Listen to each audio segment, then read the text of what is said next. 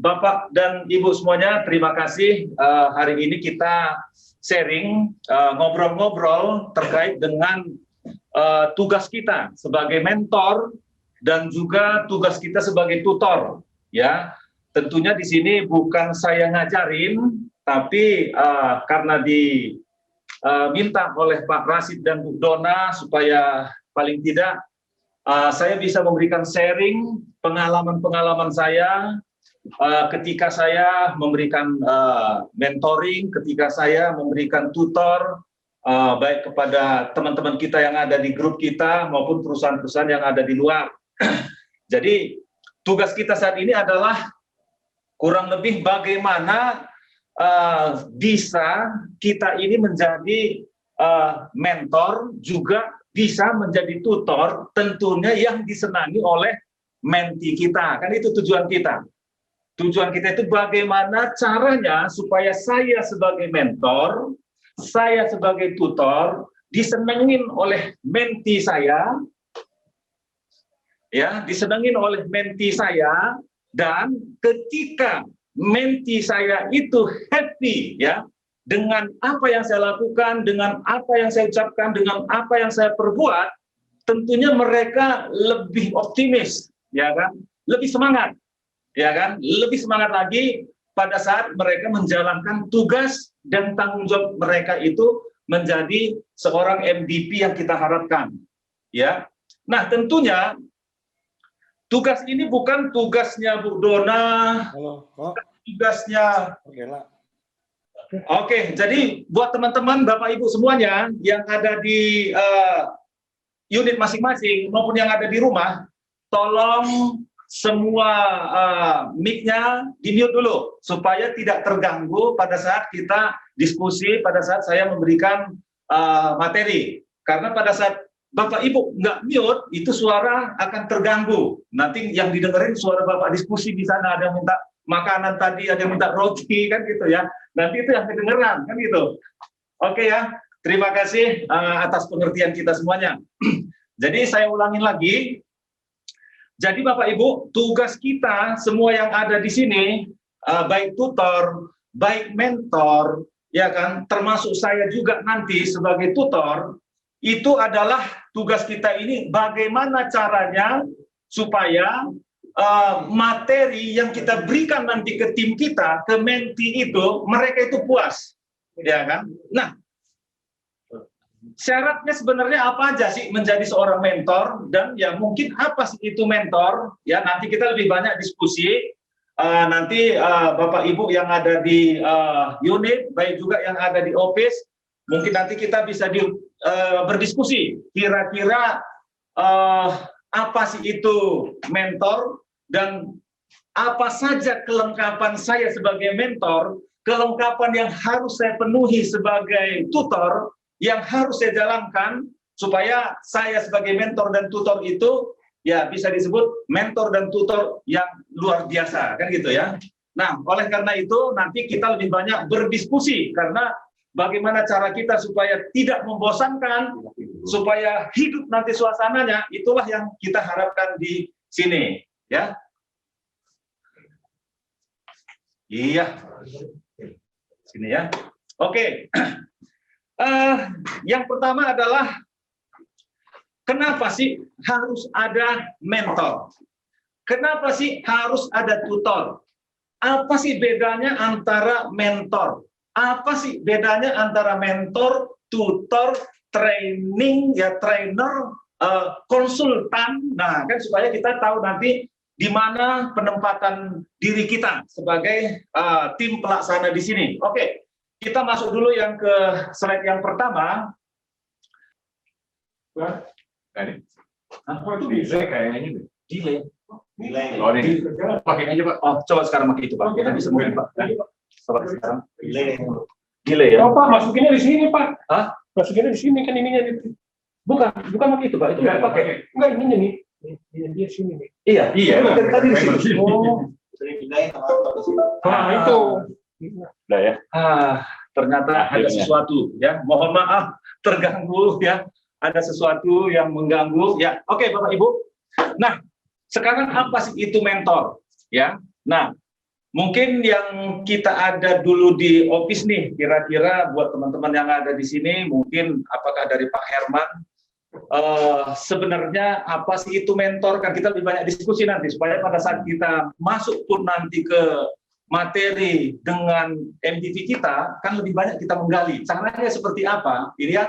Nah, ini supaya nanti kita saling brainstorming sejauh apa nanti kita melakukan mentoring dan tutoring itu kepada tim MDP. Ya, mungkin dari Pak Herman dulu nih. Silakan. Menurut saya kalau mentor itu lebih ke arah bimbingan. Jadi dia melakukan tutorial tapi lebih membimbing. Jadi misalnya ikut mendampingi dan juga lebih ke fokus pada lapangan. Karena kalau tutor itu lebih ke arah tutorial, jadi pengarahan-pengarahan yang sifatnya mungkin lebih banyak teoritisnya. Ya. Meskipun bisa ada praktisnya. Itu mungkin perbedaannya itu, Pak. Oke, mungkin ada yang lain dari Pak Eko atau Pak Lukman, atau silakan dari teman-teman, Pak Rudi, Pak Lukman dulu. Jadi kalau mentor ini macam kombinasi antara seorang yang punya pengalaman sharing ilmunya dengan diskusi yang untuk mendapatkan saling mengisi. Oke. Mentor. Oke. Ya kalau tutor itu lebih kepada kita sharing ilmu, tapi dalam hal itu kita juga menerima feedback.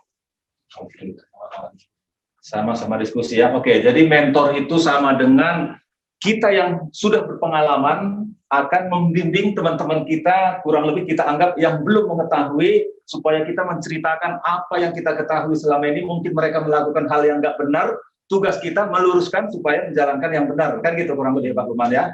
Oke, mungkin kalau dari Pak Eko ada tambahan Pak Eko? Mungkin hampir sama ya, kalau dari saya sih mungkin kalau mentor itu ya sebagai pembimbing ya, kalau tutor itu lebih sifatnya ke guru gitu.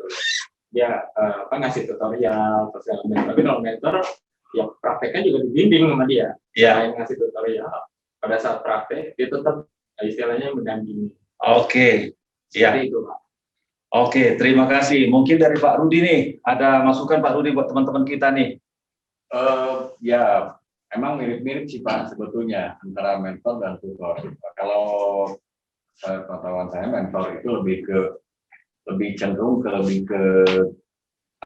pengajaran ya. Pengajaran. Jadi bisa dibilang sejenis model training lah. Kurang lebih seperti itu. Oke. Kalau menurut saya. Nah, karena kalau tutor itu, nah dia lebih ke teknis. Ya. Istilahnya lebih ke lebih teori ya, maksudnya itunya lebih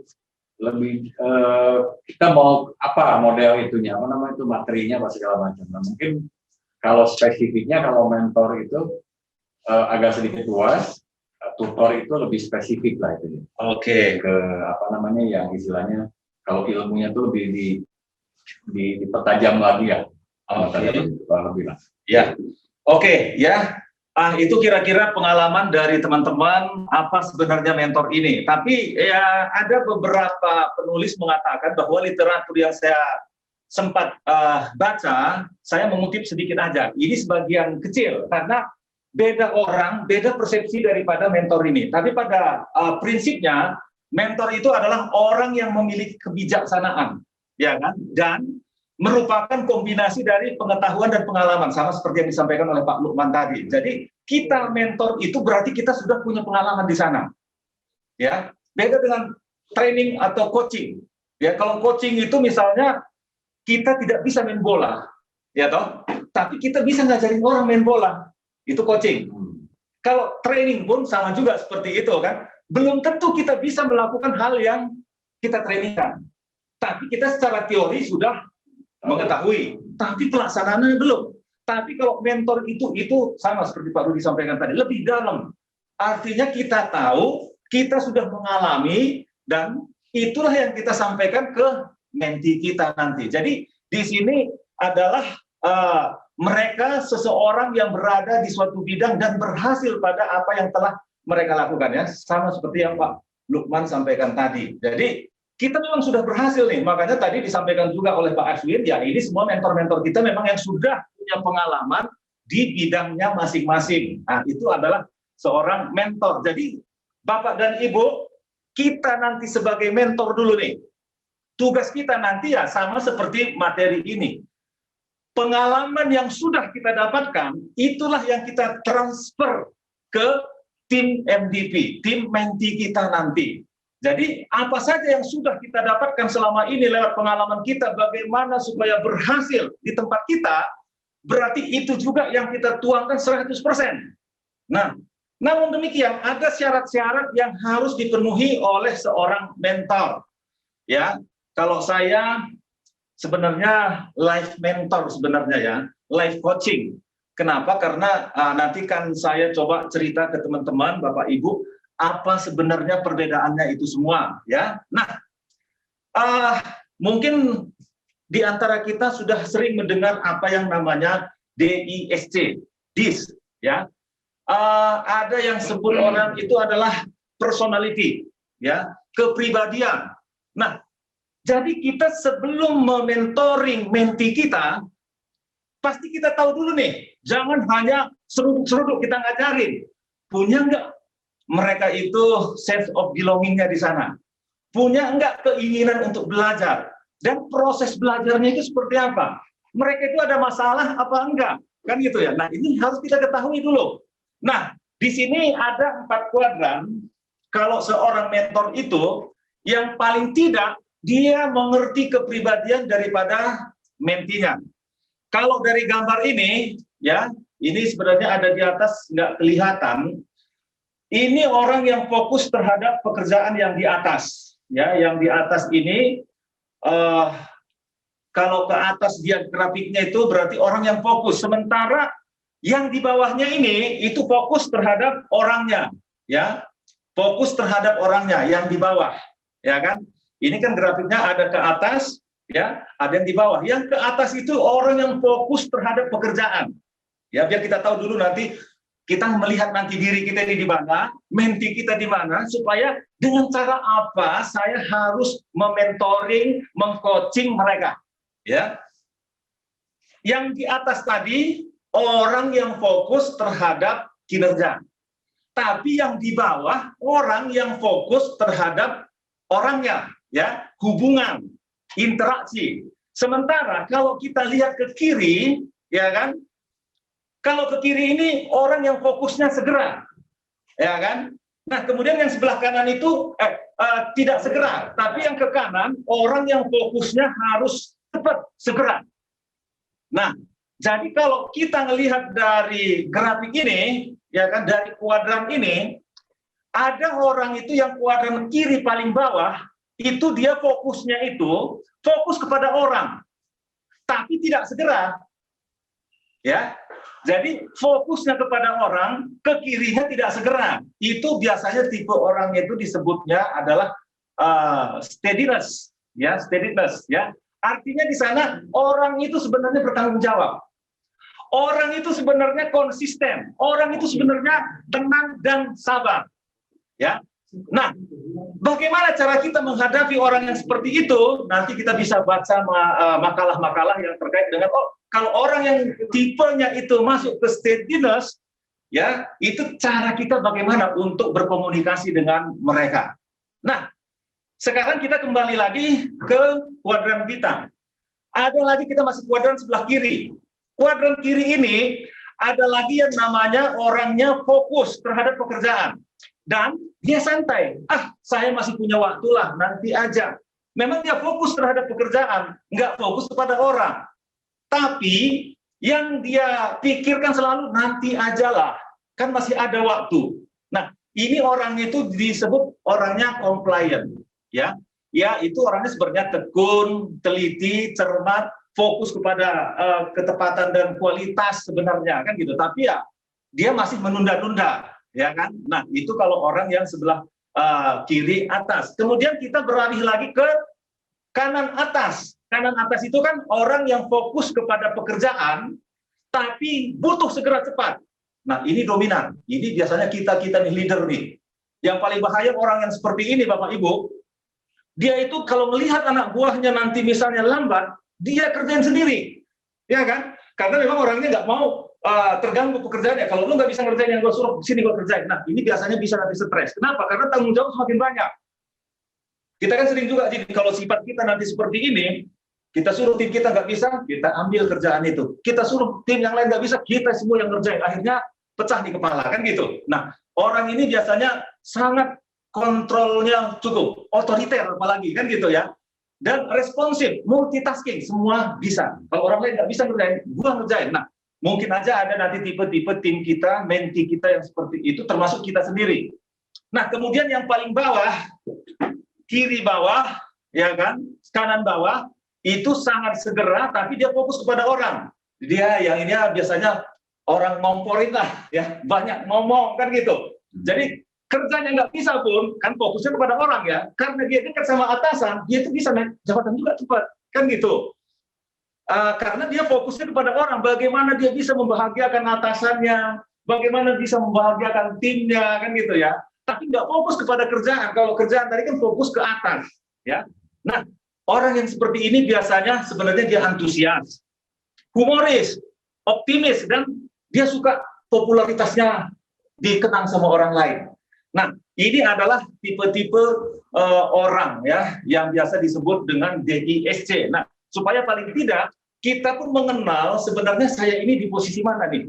Supaya cara saya berkomunikasi dengan orang nanti apa yang harus saya lakukan. Jangan sampai nanti orang yang pola pikirnya dominan, kita pun dominan, ini bisa bentrok di jalan. Karena mereka saling mempertahankan argumentasinya, kita pun pertahankan, bisa perang nanti. Nah, jadi di sana harus ada win-win juga. Kadang harus kita kalah dulu, kita berikan dulu dia support, supaya mereka pun keluar semua ide-ide yang baik dari mereka. Nah, ini kurang lebih tipe-tipe orang, walaupun kalau teman-teman baca buku Personality Plus, ya kan, ada juga buku seperti ini. Kalau di dalam NLP itu ada juga PAKOG, FAKOG, ya, tipe kepribadian orang.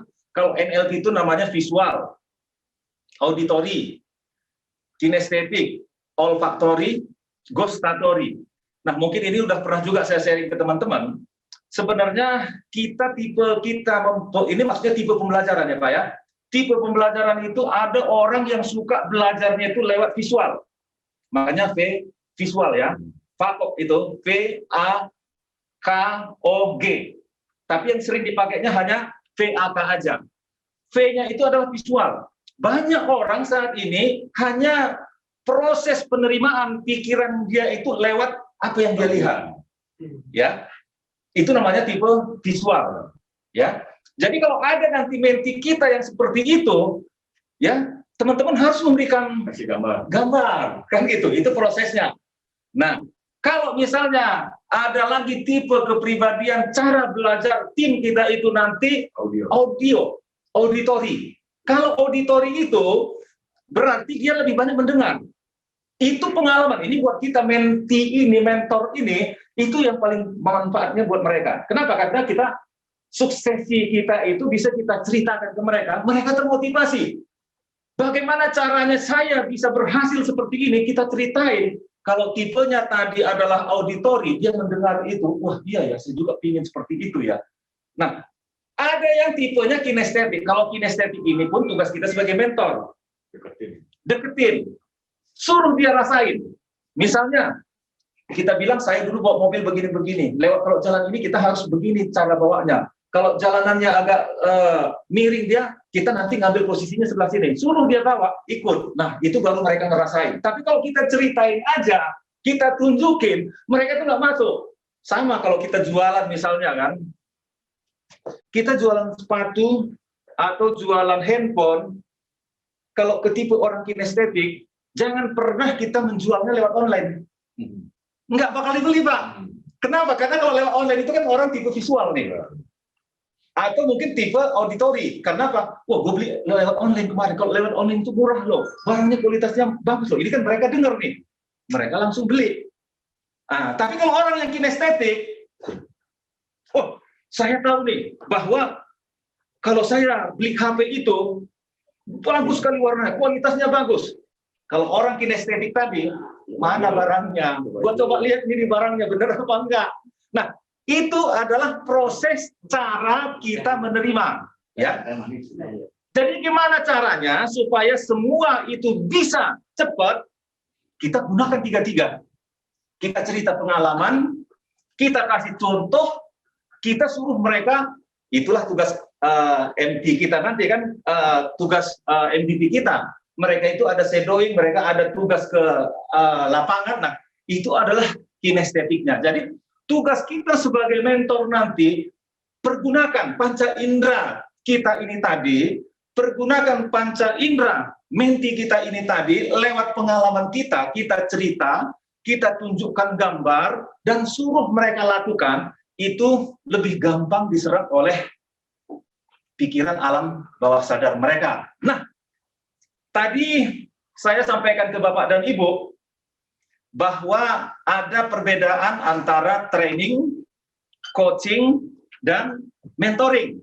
Nah, mungkin kalau di gambar ini, bedanya tadi adalah, kalau di training ini, orang yang tidak tahu, ya, orang yang tidak tahu, kita ajarin supaya tahu, itu kita trainingkan, ya kan? Nah, orang yang nggak tahu bagaimana cara membuat kopi, kita training di kelas, oh cara buat kopi begini, ya bisa, kan gitu. Nah, sementara orang yang sudah tahu, sebenarnya mereka udah tahu nih, tapi belum ahli. Nah, itu kita coaching. Ini pun tugas kita juga nanti sebagai mentoring ini. Kadang-kadang coaching ini, ya kan, jauh lebih bermanfaat lagi. Kenapa? Karena ini coaching tidak hanya dari sisi pekerjaannya sendiri, tapi apa sebenarnya kendala buat mereka sehingga mereka tidak mampu mengerjakan tugas dan tanggung jawab mereka. Ini salah satunya juga nih, kita bisa dari coaching. Mereka udah tahu nih, tapi mereka malas jalankannya, entah kenapa, kan gitu ya. Mereka belum ahli. Nah, ini harus di coaching. Nah, ini salah satu akselerasi saya bilang tadi, percepatan. Kalau kita mentoring ini, orang yang tidak tahu pun bisa kita buat jadi ahli lewat pengalaman kita. Misalnya kita bicaralah, misalnya kita pemain golf nih. Kalau kita main golf itu, walaupun kita nggak bisa main golf, tapi lewat pengalaman kita bisa ajarin. Tapi nggak mungkin orang itu jadi ahli yang kita ajarin itu. Kenapa? Karena kita hanya tahu, nggak ahlinya main golf, kan gitu. Tapi kalau kita ahlinya main golf, kita mentoring mereka, itu mereka bisa langsung jadi ahli pemain golf dengan mereka tentunya kecepatan mereka, kan gitu. Kenapa? Karena proses daripada orang yang tidak tahu menjadi tahu tadi, itu sama dengan di training. Tapi dari tidak tahu supaya mereka ahli, inilah tujuan kita nih. Kita sebagai mentor nanti, orang ini belum tentu tahu nih. Kita sudah tahu. Jadi mereka bukan tahu aja kita ahlinya yang di sini semua. Jadi bagaimana caranya supaya mereka nanti bisa membantu Alpha Land Group ini? Makanya kita dibutuhkan di sini sebagai mentor. Artinya mereka tidak tahu, kita ajarin supaya tahu, bahkan sampai ahli. Nah, inilah tugas teman-teman semuanya, Bapak Ibu nanti sebagai mentor, ya. Nah, proses di mentor ini, ketika kita sudah diajarin sama Bu Dona pada saat pertemuan awal, jangan sampai membuat menti kita itu sakit hati. Jangan membuat menti kita itu tersinggung dan lain sebagainya. Pada saat proses pembelajaran ini, lebih baik kita mengalah. Buatlah cara kita bagaimana supaya mereka ini selalu bahagia, selalu ceria. Mereka salah, kita punya cara untuk memberitahu kesalahan mereka supaya mereka puas. Jangan kita begitu nggak ngerti, digoblok-goblokin. Masa begitu aja sih lu nggak tahu? Nah, karena dia nggak tahu lah, tugas kita di sini sebagai mentor, kan itu sebenarnya. Tapi kalau kita, aduh begitu gampangnya lu nggak tahu, coba kalau kita sendiri digituin, pasti kita tidak termotivasi. Oleh karena itu, kepribadian kita sebagai mentor, sebagai tutor, jangan pernah menjustis tim kita walaupun tidak bisa. Itu adalah tugas kita sebagai mentor, sebagai coaching. Karena mereka nggak bisa lah, karena mereka nggak tahu lah, kita ditugaskan untuk mendidik mereka menjadi tahu, bukan untuk mengadili mereka. Masa gitu aja sih lu nggak tahu misalnya ya. Nah, ini supaya Bapak dan Ibu sama-sama kita camkan nanti. Kita ingat, jangan pernah menyakiti hati menti kita. Apalagi kalau sebagai coaching. Coaching itu pendengar. Apapun masalahnya, oh kok bisa begitu ya? Mungkin ada jalan yang lain. Atau pernah kamu lakukan seperti ini, kalau seperti ini kita lakukan, pernah enggak? Atau mungkin ada lagi sumber daya yang ada dalam diri kamu yang mungkin ya belum kamu keluarkan sehingga belum maksimal. Nah, ini adalah tugas kita sebagai coaching. Ya, nanti ini adalah tugas kita bersama bagaimana mendidik menti kita supaya dia menjadi ahli. Ya, oke, kita lanjut. Nah, ada beberapa pendekatan, ya, pendekatan ke orang yang seharusnya kita berikan mentoring. Ya, ini ada lagi diagram saya buat, ada yang mau, ada yang mampu. Jadi tugas kita sebenarnya adalah mereka sebenarnya yang mau nih. Kita tahu, yang sudah masuk ke tim kita MDP ini mereka yang mau, udah pasti. Sebenarnya mereka ini mampu. Dari hasil apa? Mereka kita sudah seleksi, mereka kita sudah tes. Nah, inilah sebenarnya tujuan kita adalah memberikan tantangan, ya. Nah, ada orang itu tidak mau dan tidak mampu. Nah, kalau mereka tidak mau, tidak mampu, apa sebenarnya yang harus menjadi tugas kita sebagai mentor? Tugas kita sebagai coaching atau konseling. Kalau mereka tidak mau dan tidak mampu, kita hanya bisa instruksi. Ya, sambil kontrol, suruh aja terus kan gitu. Dia nggak mau, otoriter kan gitu. Nah, ini orang yang sifatnya di kuadran pertama. Tapi kalau orang yang kuadrannya kedua, dia itu sebenarnya mau, tapi tidak mampu. Nah, ini apa yang harus kita lakukan? Kita berikan saran atau berikan eksperimen lagi ke mereka, suruh mereka melakukan hal-hal yang lebih lagi, karena mereka punya kemampuan sebenarnya, punya kemauan kan gitu. Mereka mau tapi nggak mampu. Kita kasih tahu caranya. Tapi kalau ada orang lagi yang dia sebenarnya mau, mampu lagi. Nah, ini kasih tantangan lebih besar. Kenapa? Karena orang yang di sini bisa nanti cepat keluar. Karena mereka nggak merasa puas, mereka butuh tantangan lagi. Mereka sudah merasa excellent di sini, tapi udah bosan nih, kasih lagi tantangan. Ini orang yang mampu dan yang mau. Tapi kalau ada orang yang misalnya mampu tapi tidak mau, ini sebenarnya mereka punya skill nih, punya pengetahuan, punya keahlian, tapi mereka tidak mampu, ya kan? Nah, ini tidak mau. Ini harus kita berikan mereka itu ide, ya kan, stimulus. Ya, kemudian kita negosiasi apa sih sebenarnya yang harus mereka lakukan supaya mereka menjadi mampu, kan gitu ya. Ini kurang lebih daripada pendekatan kita terhadap coaching nanti, ya. Oke, kita lanjut ya. Nah, ini ada lagi model saya buat. Kita sebut aja modelnya ini model GROW. GROW itu adalah goal, reality, optimis, dan will. Artinya, ketika kita melakukan mentoring itu tadi, goalnya ini apa sebenarnya? Apa yang Anda inginkan? Ya, apa yang diinginkan oleh menti kita ini ke depannya? Apa yang mereka harapkan ke depannya dengan mereka masuk menjadi mentor? Itu nggak perlu kita ajarin. Kita gali sebenarnya submodalitas, modalitas yang ada dalam diri menti kita ini cukup kuat. Cukup banyak. Mungkin saja mereka nggak tahu bagaimana caranya untuk mengeluarkan semua modalitas, submodalitas atau kemampuan yang ada dalam diri mereka. Lewat kita yang berpengalaman di sini, kita coba menggali lagi kemampuan mereka dengan menanyakan apa sebenarnya yang mereka inginkan. Ya kan? Harapannya ke depannya seperti apa? Tujuannya untuk keluarga apa? Untuk diri mereka sendiri apa? Untuk perusahaan apa? Supaya mereka lebih menggali lagi potensi yang ada dalam diri mereka untuk lebih cepat lagi proses pembelajaran di dalam MDP ini. Itu goalnya. Kemudian kalau berbicara realita, sebenarnya saat ini mereka ini di mana sih? Ya kan? Kemampuannya sejauh mana sih? Pengetahuannya sejauh mana? Skillnya sejauh mana sih? Kemauannya sejauh mana sih? Nah, ini kita tanyakan lagi. Di mana posisinya saat ini? Nah, setelah mereka tahu itu, baru kita tanyakan lagi.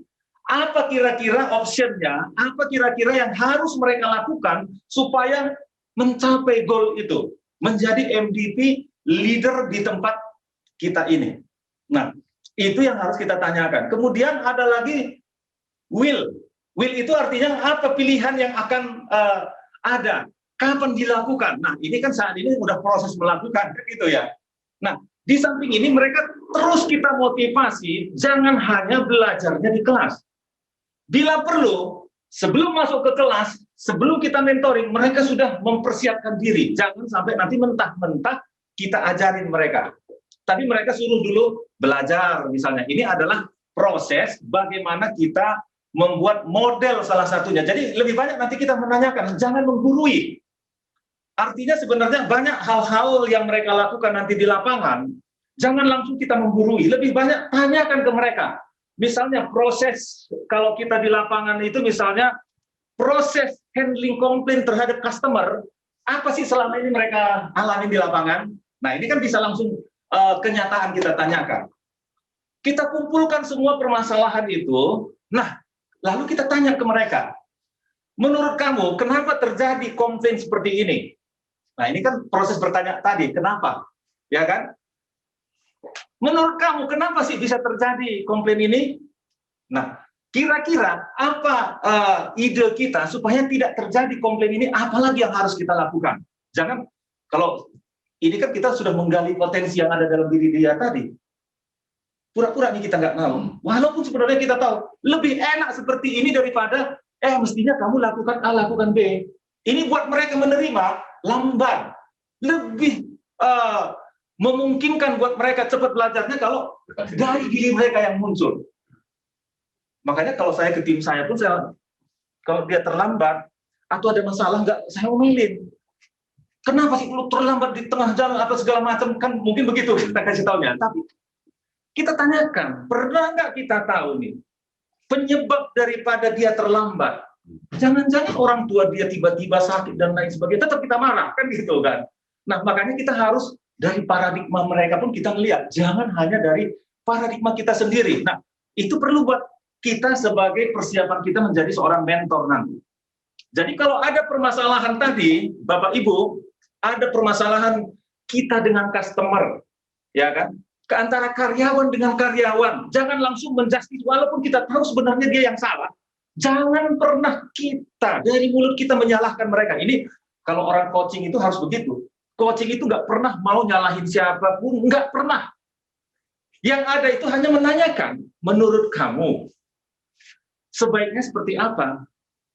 Menurut kamu, kalau kamu sering terlambat ini, kira-kira ada untungnya di mana? Menurut kamu ada ruginya di mana? Menurut kamu kira-kira mampu nggak sih merubah kebiasaan kamu ini? Menurut kamu, jangan kita, sebenarnya kita tahu nih, rubah dong kebiasaan kamu, yang dulu begini bisa, ini bisa, kita udah tahu.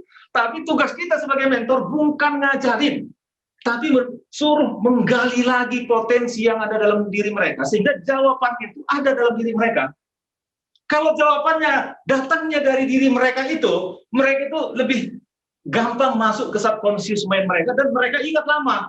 Bahkan mereka nanti ngajarin tim dia pun di bawah, sama seperti itu juga. Tidak selalu menyalahkan, walaupun sebenarnya kita tahu dia salah. Ya toh? Lebih enak itu dari mulut mereka itu yang menyatakan mereka yang salah. Itu lama mereka ingat. Dari mereka dendam ke kita, sebenarnya kita tahu.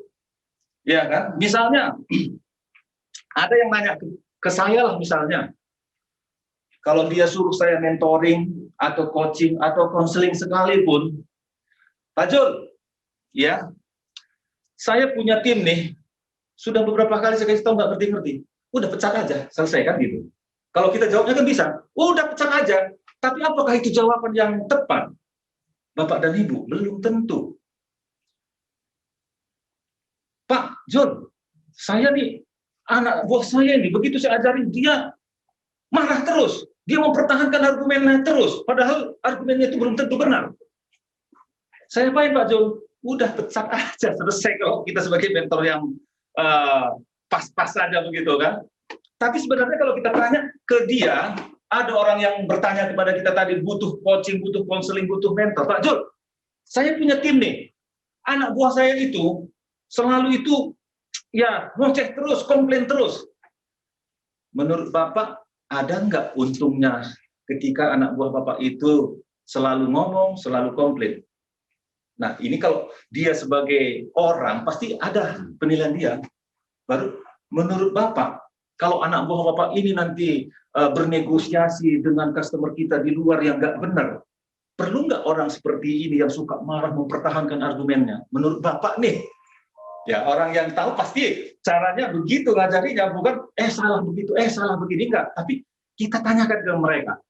Nah, pasti dong, orang yang suka marah, tim kita yang suka ngedumel dan lain sebagainya, kadang-kadang perlu, suatu saat nanti kalau ketemu dengan orang luar, kepribadian seperti itu ada plusnya, ada untungnya juga buat kita. Nah, jadi kita harus melihat dari segala paradigma, supaya pada saat kita memberikan mentoring kepada tim kita, kepada mentee kita, nah, ini kita tidak menyalahkan mereka, tidak selalu menilai, menjustis berdasarkan apa yang ada di kepala kita. Karena apa yang ada di kepala kita itu realita yang sebenarnya belum tentu seperti itu. Nah, jadi ini adalah proses, sebenarnya banyak sekali pertanyaannya. Kalau di NLP itu ada 32 pertanyaan apa, mengapanya, supaya mereka mencapai goalnya itu tadi. Dan pertanyaan itu sebenarnya tujuan kita adalah menggali submodalitas, potensi yang ada dalam diri mereka, supaya mereka membiasakan diri, membangun kebiasaan mereka itu yang positif. Apalagi yang saya harus lakukan untuk kebaikan perusahaan ini, untuk kebaikan diri saya, untuk kebaikan tim saya, untuk kebaikan tempat saya bekerja. Inilah yang perlu kita ajarkan ke tim kita pada saat kita mementoring, ya. Oke, kita lanjut. Atau mungkin ada yang mau ditanya dulu sampai di sini. Bapak Ibu yang ada di unit atau yang ada di sini pun nggak apa-apa. Cukup jelas ya? Oke.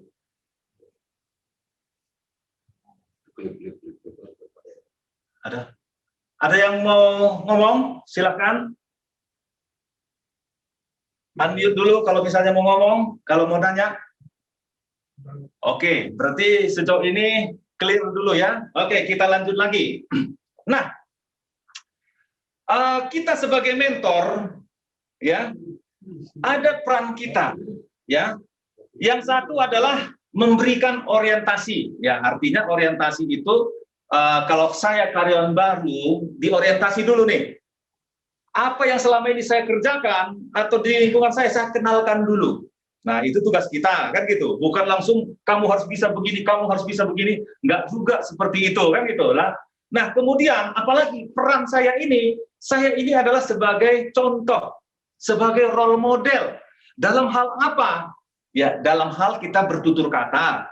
Dalam hal bagaimana kita berhubungan secara komunikasi dengan tim kita. Itu dinilai juga sama mereka nih. Jangan nanti pada saat kita sebagai mentor, terutama kita sebagai tutor itu sebenarnya paling berat di tugasnya. Di role model ini ya, karena kita sebagai model perubahan ke arah yang lebih baik. Kalau kita misalnya ngajarin anak kita sendiri, nah, jangan ngerokok. Nah, itu paling sering kan? Nah, jangan ngerokok. Itu kan standar. Kita ngerokok. Itu kan ngedumel. Nanti di belakang dia, Allah, lu ngomong doang, Pi. Lu aja ngerokok misalnya kan. Sama juga ke tim kita. Lu jangan terlambat. Besok mulai jangan terlambat ya. Oh, kita istirahat makan siang aja, keluarnya jam 12, pulangnya jam 3, misalnya kan gitu. Bagaimana mereka bisa mencontoh kita kalau kita sendiri tidak bisa memberikan contoh yang baik? Ya, terutama zaman saat ini nih, zaman now, nggak saatnya lagi kita ngajarin tim kita itu dengan suara lantang, dengan suara keras. Cukup memberikan contoh. Kenapa? Karena kalau saya baca saat ini orang-orang yang manusia-manusia yang milenial ini tersinggung sedikit aja, dia yang salah, kita singgung, cabut, langsung cabut. Ya, memang begitu situasi. Artinya orang lain yang salah nggak apa-apa, saya yang berubah. Pola pikir itulah kita coba buat untuk membangun tim kita ini tadi supaya ya mereka itu bisa mencontoh kita dalam hal berkomunikasi, tutur kata, termasuk segala perbuatan kita itu harus sesuai apa yang dikatakan dan apa yang kita lakukan. Ketika kita tidak sesuai dengan apa yang kita bicarakan, dengan apa yang kita lakukan, itu berbahaya. Itu sama dengan kita mencoreng muka kita sendiri, Bapak dan Ibu. Ya, kalau saya bilang, saya ajari misalnya saya di kelas, kita harus berpakaian seperti ini, rapi dan lain sebagainya. Sementara saya rambutnya berantakan, misalnya, kan gitu ya. Nah, itu tidak bisa menjadi role model buat teman kita, buat tim kita, buat menti kita nantinya. Jadi itu adalah tugas kita, peran kita sebagai mentor. Selanjutnya apa lagi? Memberi dukungan. Dukungan dalam hal apa? Kadang-kadang kita mentor ini tidak hanya dalam hal teknikal, ya kan?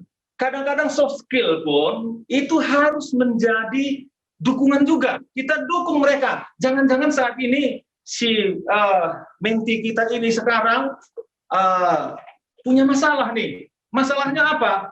Ya pokoknya mereka ini kesulitan dalam hal belajar. Ya kan? Nah, ini kita tumbuhkan lagi lah jiwa pendukung ke mereka. Sebenarnya orang itu nggak ada yang bodoh. Orang itu sebenarnya keinginannya aja yang kurang. Jadi semua orang yang mau, ada kemauannya tinggi, ya saya yakin mereka pasti bisa nih. Nah, caranya bagaimana? Kamu pernah berhasil nggak dalam hal apa? Oh, saya dulu pernah juara kelas. Coba kamu ingat. Bagaimana? Nah, ini kalau saya membayangkannya kan, suruh aja ditutup mata. Bayangkan waktu kamu jadi juara dulu. Seperti apa perasaan kamu? Ya kan? Apalagi kira-kira hal yang positif yang membuat kamu termotivasi dulu. Ingat lagi. Dia ingat semua, mulai dari kapan, dia ingat, itu yang dia suruh kita ingat. Supaya pada saat dia gagal saat ini, saya berhasil kok selama ini, saya selama ini bisa kok. Nah, itu sebenarnya terapi membuat orang supaya tetap bersemangat, walaupun sebenarnya dia udah mulai menyerah. Ya, kalau dia udah mulai menyerah, tolong Bapak dan Ibu jangan berbicara tentang kegagalan, tapi selalu cerita ke hal-hal yang membuat dia mengingat hal-hal kesuksesan dia. Nah, itu yang paling penting. Kita pun sama juga seperti itu. Kalau pernah kita merasa gagal dan lain sebagainya, nggak usah diingat ketika kita tidak termotivasi. Langsung kita ingat dalam pikiran kita itu hal-hal apa yang membuat kita bahagia dari dulu. Keberhasilan apa yang pernah sudah saya capai. Misalnya, kan gitu ya. Nah, itu ketika kita ingat, waduh, itu rasanya saya sendiri seperti itu. Ya kan? Makanya sampai saat ini pun, ya, kemarin Pak Herman mungkin tahu juga nih, sekitar sebulan 3 minggu lalu lah ya Pak Herman, saya ini menganggap bahwa butuh saya mengambil sertifikasi CHRM, BNSP. Nggak disupport misalnya dari perusahaan, tapi memang itu untuk kebutuhan saya. Saya kepingin tahu nih, sejauh mana sih kompetensi saya diakui oleh negara dari sisi HRD, bayar 5,5 juta, nggak apa-apa. Saya coba ngikut, dapat sertifikat dari Badan Nasional Sertifikasi Profesi misalnya. Nah, ini contoh misalnya kan gitu. Nah, itu adalah tugas kita, memberi semangat, ya kan? Nah, kemudian yang terakhir adalah penasehat dan pelindung. Kalau ada masalah di mereka, jangan malah kita nakut-nakutin, tapi buatlah mereka itu tetap bersemangat lewat nasihat-nasihat yang positif. Berikanlah contoh-contoh hal yang positif kepada mereka, kan gitu. Itu adalah tugas dan peran kita sebagai mentor nantinya, ya. Oke, kita lanjut. Apalagi, misalnya karakteristik, ya. Ya, namanya karakter itu kalau Stephen R. Covey dalam bukunya yang sudah pernah saya share ke teman-teman nih, dari mana sih datangnya? Tanamkan pikiran maka kamu menuai tindakan, tanamkan tindakan maka kamu menuai kebiasaan, tanamkan kebiasaan maka kamu akan menuai yang namanya karakter. Jadi karakter itu ketika kita masukkan mulai dari awal pikiran-pikiran hal yang positif. Jadi kalau dari sekarang ini kita memasukkan hal-hal yang positif untuk menti kita, karena apa? Jangan sampai nanti di dalam pikiran kita, karena kita mungkin ada mentor dari sini, misalnya pola pikir kita, waduh nanti kalau wajarin mereka lebih pinter, waduh bisa kalah nanti di jabatan saya, jangan-jangan nanti dia yang bisa gantikan saya nih misalnya, itu udah rusak langsung itu, rusak, ya. Jadi tugas kita itu adalah membangun karakter yang positif, apapun yang terjadi, tujuan kita hanya satu, bagaimana supaya ke depannya leader-leader di Alpha Lab ini semakin lebih baik lagi sesuai dengan harapan manajemen tentunya. Ya, jadi itu adalah tugas kita sebagai mentor dan tutor. Ya kan? Tutor tadi pun ya, itu juga tugasnya memberikan contoh tadi, selalu memotivasi, selalu memberikan dukungan bagaimana supaya karakter kita ini bisa dilihat oleh mereka lagi. Apa saja misalnya, fokus pada karir, ya. Jangan sampai nanti masalah keluarga mereka, masalah apa yang membuat mereka ya ada permasalahan di luar, kerjaan mereka sebenarnya bagus, tapi kita mengkaitkan dengan apa yang selama ini, apalagi yang dulu kita udah tahu, kan gitu kan. Oh, dulu si A ini, saya udah tahu nih, sekarang pasti nggak bisa lagi. Nah, ini jangan sampai seperti itu. Tapi kita fokus kepada bagaimana supaya menti saya ini, karirnya semakin lebih baik lagi. Itu adalah tugas saya.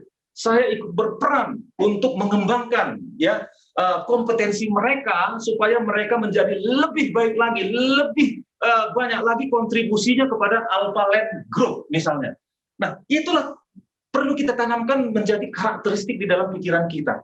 Hal yang positif untuk mereka maju dalam sisi karirnya. Kemudian apalagi memberikan dukungan profesional dan pribadi pun.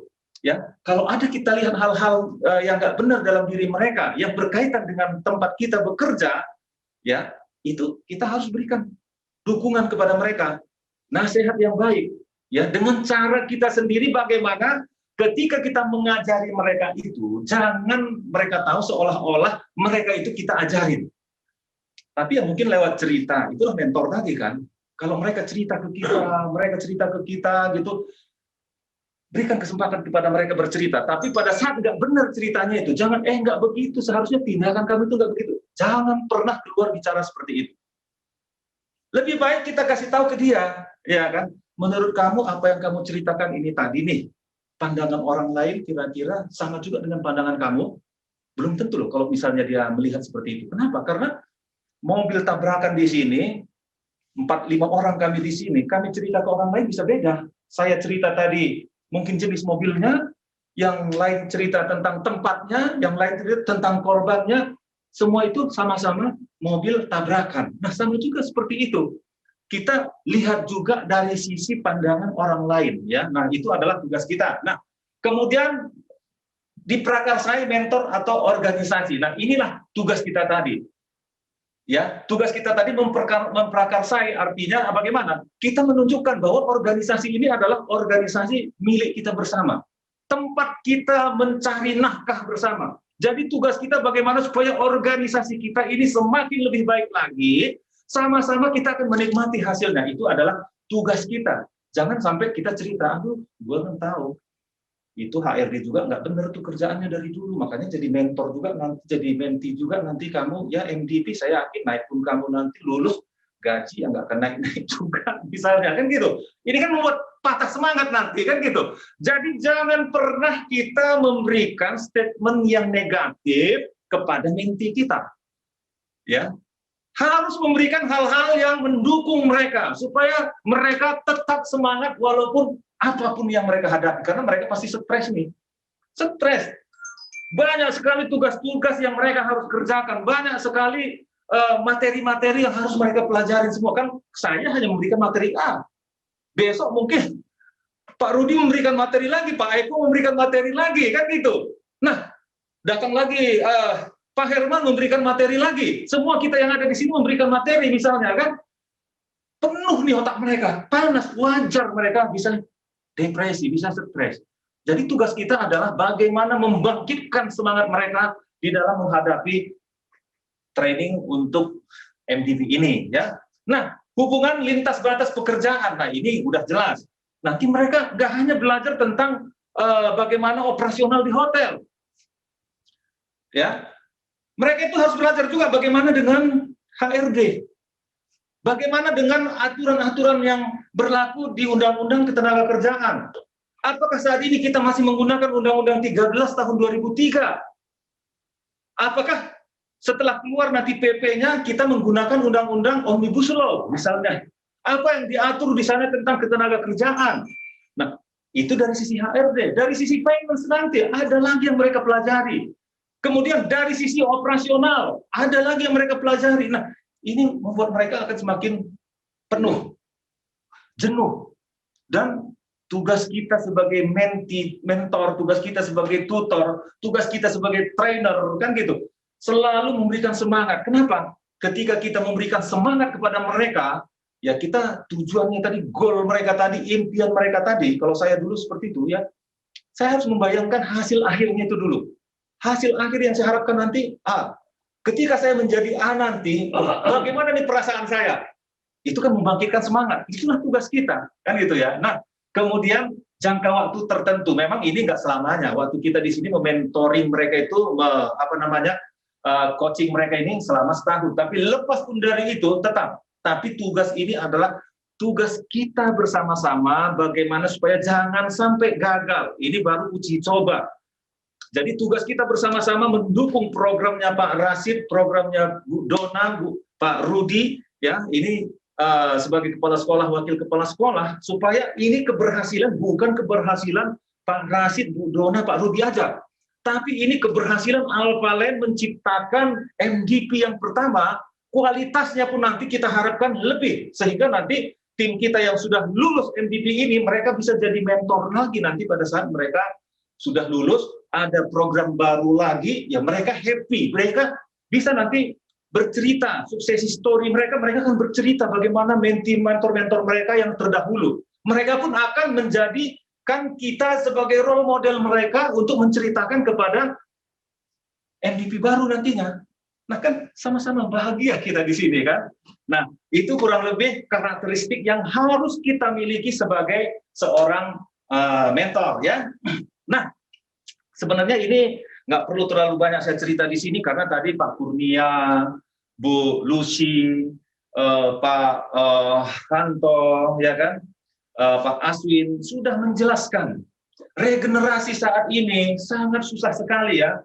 Jadi tugas kita bagaimana membantu tim kita ini supaya pada saat nih ya kita di sini kita ya mungkin sudah di atas kepala 5 sebagian besar kan gitu ya. Saya pun 4 tahun lagi nih, 4 tahun lagi udah umur pensiun juga, ternyata nggak terasa juga gitu loh Pak Rudi.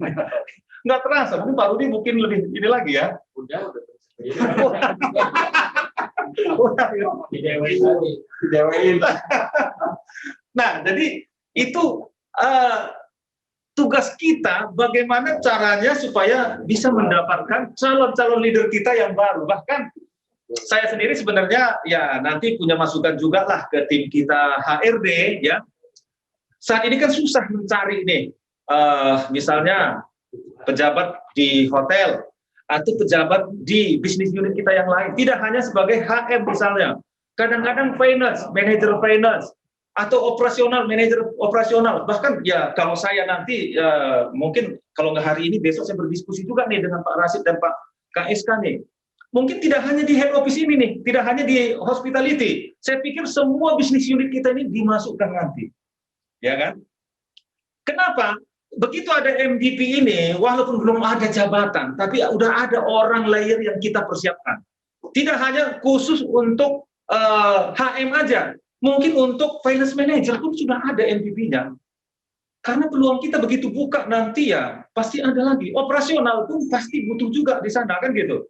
Seperti misalnya kalau di kita di sana hampir 1 tahun 6 bulan sudah mencari operation manager building service di sana nggak dapat, ya kan?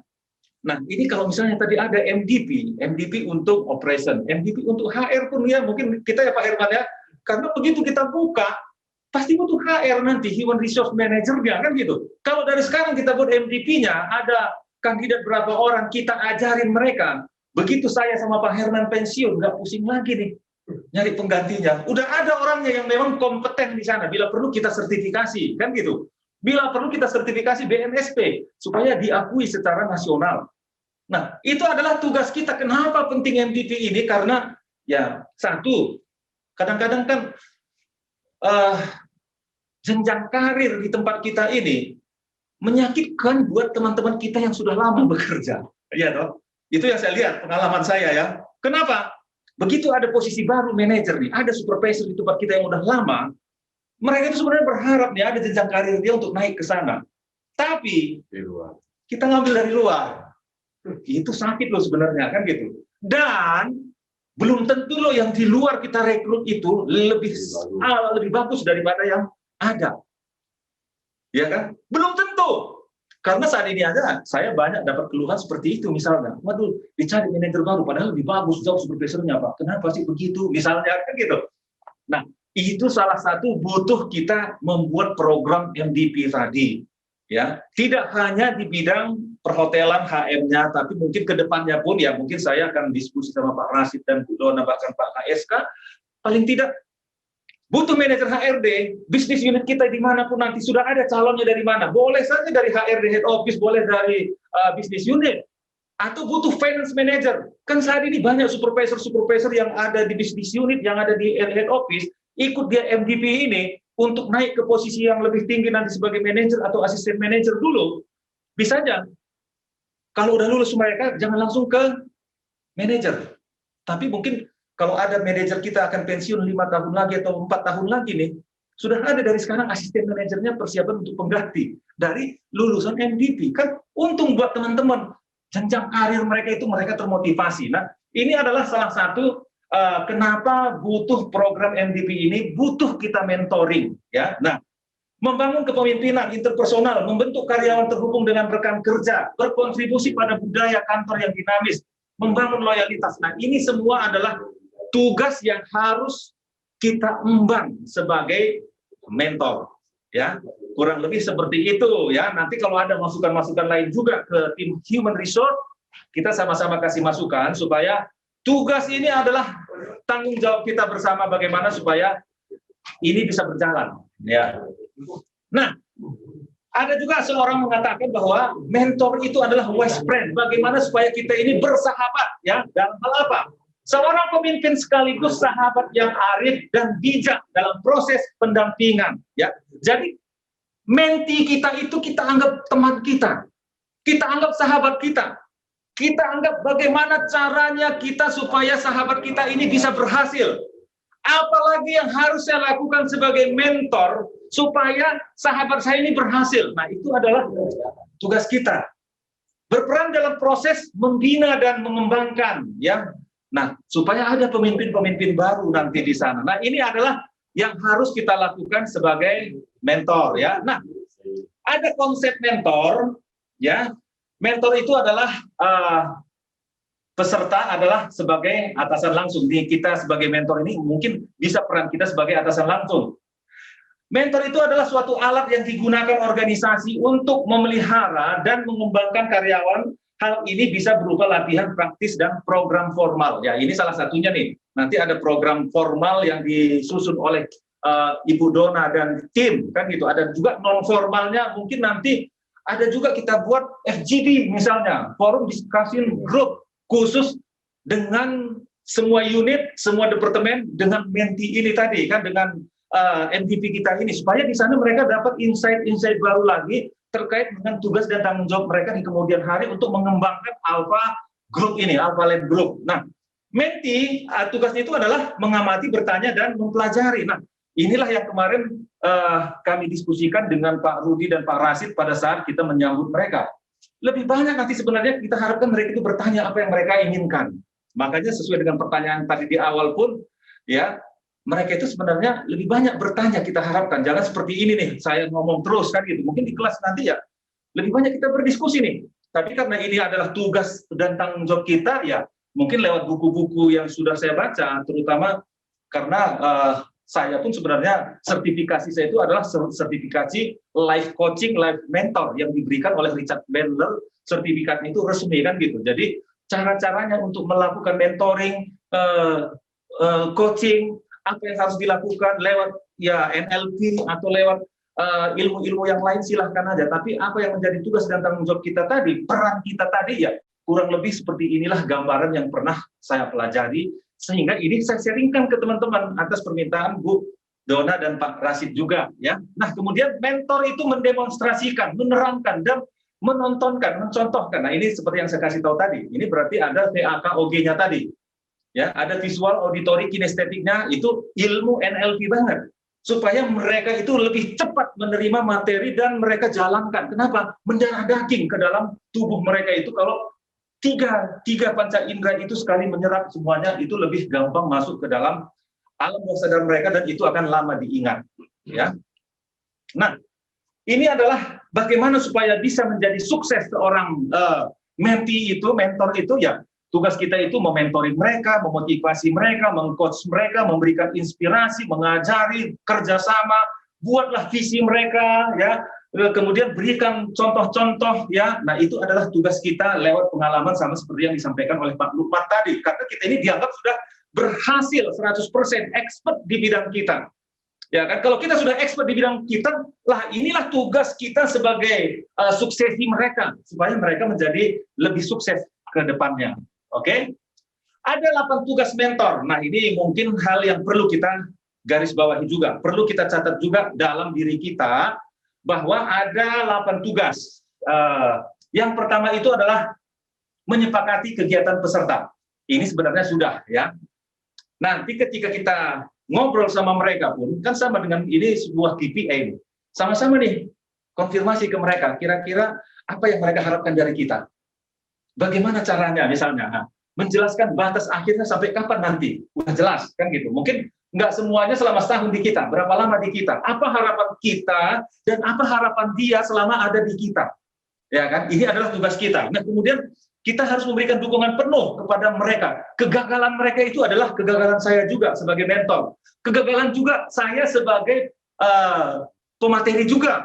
Kenapa? Karena ya saya sudah memberitahukan seperti ini, ternyata nggak berhasil juga, saya pun ikut gagal. Termasuk semua kita panitia, termasuk mentor, termasuk tutor, kita yang gagal. Bukan Bu Dona, bukan Pak Rasid, bukan Pak Rudi, bukan saya. Tapi Alphalink gagal menciptakan MVP angkatan pertama, kan gak enak nih, cuma 2, itulah tugas kita sama-sama nanti. Memberi bimbingan secara profesional, jangan nanti kita selalu egois kita yang kita munculkan. Misalnya, ada gua dulu nggak seperti itu loh, ya beda zaman kita dengan zaman mereka mungkin. Ya sama juga, sama seperti saya ngajarin anak saya nih, Papa dulu sekolah jalan kaki loh dari rumah ke sekolah. Ya Papa sih goblok, kenapa mau jalan kaki? Langsung dia ngomong gitu kan. Cuman kan ini beda ya.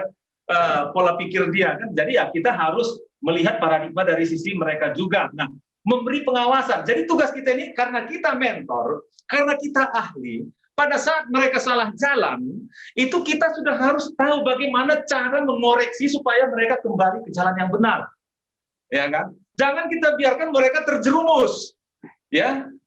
Kembalikanlah ke jalan yang benar. Nah, kemudian memastikan kegiatan sesuai dengan tujuan.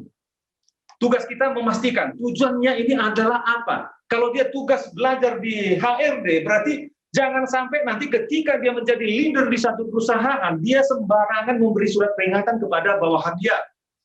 Dia memberikan sanksi yang tidak sesuai dengan peraturan perusahaan dan perundang-undangan yang berlaku. Nah, ini nanti mungkin tugas Pak Herman, tugas Pak Agus, ya, yang memberikan materinya. Supaya karena calon leader itu harus mengerti juga aturan main tentang ketenaga kerjaan. Jangan nanti supaya nih omset saya semakin naik, tenaga kerja saya kurangin. Paling tidak kalau manpower saya sudah berkurang, ya, saya akan mendapatkan keuntungan yang lebih. Tapi anak orang kita tindas, hak anak orang tidak kita berikan. Ini bisa cabut izin nanti, ya. Usaha kita bisa dicabut izin karena tidak sesuai dengan perundang-undangan yang berlaku. Nah, ini kan perlu dikasih tahu oleh tim HRD ke mereka. Oh, supaya lebih banyak lagi profit saya, karyawan saya gaji di bawah UMR aja, misalnya kan. Nah, ini nggak hanya terganggu di perusahaan, teman-teman pun bisa dipenjara, ya. Orang-orang HRD pun bisa dipenjara kalau kita tidak memberikan aturan sesuai dengan perundang-undangan ketenaga kerjaan. Jadi ini Bapak dan Ibu harus tahu, bagaimana juga dengan mengatur perpajakan. Misalnya, oh gaji yang dia terima itu sekian, yang lapor ke pajak tidak sekian. Misalnya, ini kan ada nanti imbasnya ke perusahaan. Makanya mereka kita berikan semua pengetahuan skill yang berkaitan dengan global daripada perusahaan ini. Siapa yang memberikan? Kitalah tutor, kitalah mentor. Nah, itu adalah tugas kita bersama-sama, ya. Dan yang ketujuh itu kita sebagai inspirasi mereka juga. Makanya tunjukkanlah hal-hal yang membuat mereka terinspirasi, membuat mereka semangat terus untuk menjalankan tugas dan tanggung jawab mereka.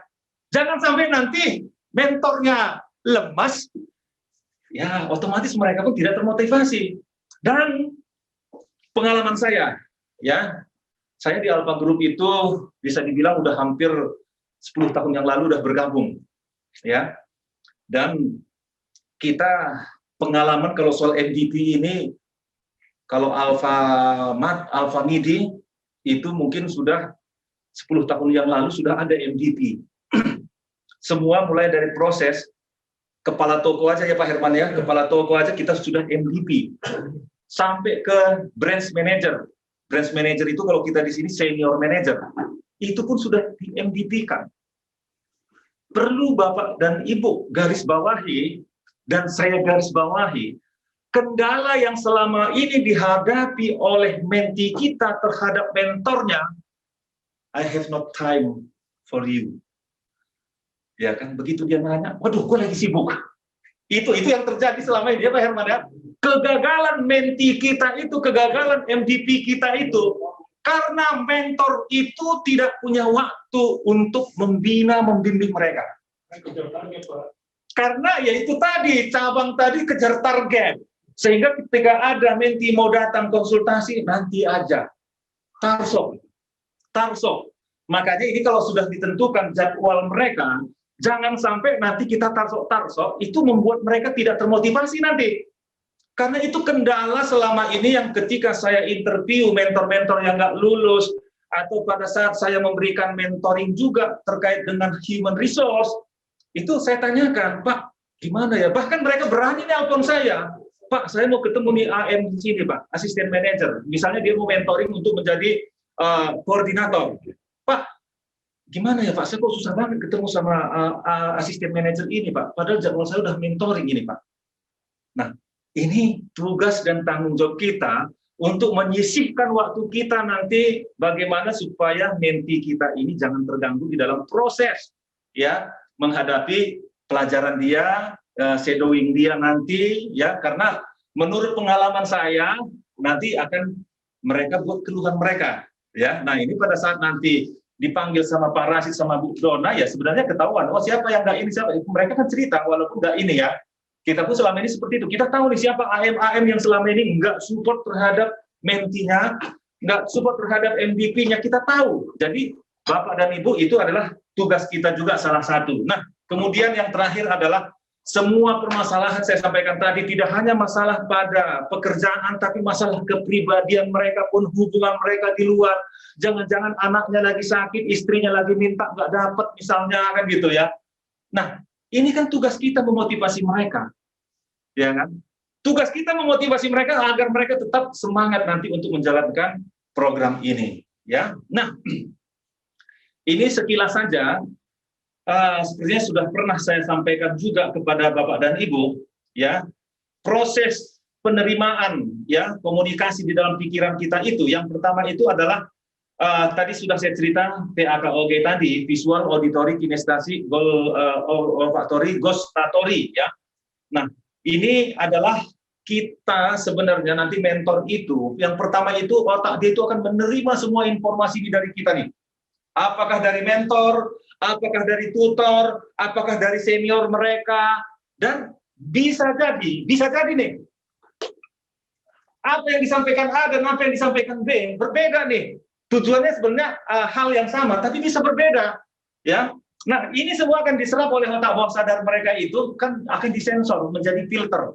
Begitu difilter, keluar dari sana ada yang di dilation, ada yang di generalisasi. Ada juga yang didistorsi, dikacaukan oleh otak kita ini, sehingga tidak keluar. Nah, ini adalah menjadi tugas dan tanggung jawab kita bagaimana meluruskan. Kenapa? Karena ini paradigma ada di dalam kepala mereka dari semua informasi ini. Ini proses komunikasi tidak hanya kepada menti, termasuk kita. Kita ini kan dapat informasi dari si A, kita dapat informasi dari si B, kita dapat informasi dari si C. Tentang siapa? Tentang si D. Jangan langsung dalam otak kita ini, oh karena udah 3 orang yang ngasih tahu seperti ini, langsung saya justice sesuai dengan apa yang disampaikan orang tadi. Ini menurut paradigma sesuai dengan apa yang diterima oleh otak kita tadi, dan ada yang sudah dibesar-besarkan. Makanya yang dibesar-besarkan ini maksudnya ada juga bahwa informasi yang sampai ke kita 1, bisa kita tambahkan jadi 2, bahkan jadi 3. Nah, ini namanya distorsi, digeneralisasi, kan gitu ya. Nah, jadi dia nggak masuk ke sini ya. Sini hilang dia. Masa dari tadi nggak masuk ya? Belakangnya. Hah? Kalau ke sana bisa Pak, ke sini nggak, ke sini nggak ternyata. Sama, ini juga nggak bisa kan? Kalau ke sana bisa. Ya nggak apa-apa ya. Nah, jadi ada yang di deletion, artinya dihapus semua informasi bisa. Oh, yang ini dihilangkan, ada yang ditambahkan. Lebih baik kita panggil yang bersangkutan. Ya kan, apa permasalahannya kita selesaikan, apa dapat sumber baru, dari sanalah semuanya kita aduk kira-kira mana yang terbaik menjadi keputusan buat si menti kita. Nah kemudian, nah dari semua yang di lesson, semua yang di ini sudah menjadi sumber informasi di dalam pikiran kita. Ini nampaknya internal prosesnya kan gitu ya. Nah kemudian setelah diterima oleh internal kita, ini akan menjadi peta. Saya sampaikan tadi, itu adalah map, itu adalah paradigma yang ada di dalam kepala kita sesuai dengan semua informasi yang datang dari luar masuk ke kepala kita. Itu belum realita yang sebenarnya, itu baru peta yang ada di kepala kita, dan peta inilah yang biasanya menjadi feedback, keputusan dan lain sebagainya buat orang lain. Nah pada saat proses bagaimana penerimaan otak ini perlu buat kita lebih jeli, lebih hati-hati lagi, dan cek and recheck. Jangan sampai nanti kita membuat keputusan yang salah. Sering terjadi lewat pengalaman saya itu, karena atasan itu terlalu percaya dengan anak buahnya si A, si B, dan si C, apapun sumber informasi langsung dieksekusi, itu akan berbahaya nanti buat organisasi. Kenapa? Karena bisa saja di sana terjadi like and dislike. Jadi perlu buat kita di sini ngecek dulu semua informasi tadi, walaupun sudah masuk ke dalam pikiran kita dari beberapa orang tentang menti kita, tentang tim kita, tapi kita harus melihat kenyataan yang sebenarnya. Itu baru merupakan peta yang ada di dalam kepala kita. Jadi hati-hati dengan ini ya. Nah, kalau di dalam kita belajar ini sebenarnya nanti pada saat kita memberitahukan kepada menti kita, kepada MVP kita, ya di sana itu ada elemen sukses. Kalau kita mau sukses, ya bukan karena ada program MVP ini salah satu jalan. Tapi ada program MVP ini kita sampaikan nanti ke tim kita itu, ke menti kita itu, ke MVP kita, bahwa semua itu tergantung mereka. Sayalah yang menentukan apakah saya mau tetap duduk sebagai MVP, berhasil sebagai MVP, atau saya gagal. Nah, ini benar-benar kita tanamkan lewat pengalaman kita. Karena saya pun dulu, walaupun banyak orang yang ngajarin saya, kalau saya nggak mau, saya nggak akan berhasil. Ya kan? Jadi keberhasilan saya itu tergantung daripada saya. Sayanya ini bagaimana saya merespon Pak Lukman, bagaimana saya merespon Pak Rudi, bagaimana saya merespon Pak Eko, bagaimana saya merespon Pak Herman. Semua informasi ini kadang-kadang cara penyampaian berbeda. Ya toh? Tapi itu adalah tugas kita, sayalah yang menentukan keberhasilan saya. Itu perlu kita tekankan nanti kepada MVP mereka, MVP kita, supaya mereka tetap bersemangat. Oh ya, ternyata saya ini harus lebih baik lagi. Ternyata saya ini harus lebih profesional lagi. Saya lebih proaktif lagi. Ya, nah itu yang perlu kita sampaikan. Nah kemudian ada berbasis outcome. Ini berbasis outcome ini kita selalu menyampaikan ke mereka ini nanti bahwa sebenarnya goal kita ini, kamu ini nanti menjadi orang yang terbaik loh di dalam grup Alpha Land ini. Di perhotelan ini kami berharap kamu menjadi role model, kamu menjadi contoh. Ini adalah outcome kita, goal kita. Nah ini perlu ditanamkan ke alam bawah sadar mereka. Supaya ketika mereka mengingat, waduh kalau saya nanti sudah menjadi asisten manajer, saya akan punya tim. Nah, bagaimana nanti sifat saya, bagaimana nanti karakteristik saya, bagaimana nanti cara saya menjadi seorang pemimpin. Nah, ini dari sekarang kan mereka sudah membayangkan. Ya toh? Nah, itu yang perlu kita tanamkan ke diri mereka supaya mereka lebih termotivasi lagi dalam hal keberhasilan mereka. Nah, kemudian apalagi ada lagi yang namanya peka. Peka ini artinya di dalam menjalankan semua tugas kita sebagai mentor dan MVP itu, ada berarti banyak nanti masalah yang kita hadapi. Semua masalah yang kita hadapi ini, itu adalah masalah kita untuk mencapai kesuksesan. Ya kan? Itu yang perlu juga ditekankan kepada mereka. Thomas Alva Edison itu berapa ribu kali untuk mencoba salah, tapi ya akhirnya berhasil. Ya, jadi kita peka dan konsisten. Ya, artinya begini lagi, ada satu cerita, mungkin baru-baru ini ada berkembang satu cerita di Facebook itu, atau di media sosial, atau di WhatsApp lah misalnya. Ada seorang yang sukses di bidang bisnisnya. Orang-orang di seluruh daerah itu kepingin sekali supaya dia memberikan, sharing, menceritakan suksesi dia berhasil dalam bisnis dia. Punya kesempatan lah suatu saat, akhirnya mereka ini mengundang orang yang sukses ini tadi untuk hadir di satu pertemuan yang sudah diundang mungkin ribuan orang pada saat itu menghadiri. Nah, ketika MC memberitahukan para undangan semuanya, kita akan mendengarkan si A menceritakan tentang keberhasilan dia dalam satu bisnis yang sangat luar biasa sekali. Untuk itu kami mohon tepuk tangan. Ke depanlah misalnya si sukses ini tadi. Ke depan dia bilang sama asisten dia, tolong ambilkan batu yang saya bawa tadi segede kepala saya ini, taruh di podium. Dengan palu saya itu. Ditaruhlah di meja podium itu. Dia nggak bicara sepatah kata pun, penonton sudah mengharapkan dia mendapatkan sesuatu yang luar biasa dari seorang yang sangat berhasil ini tadi.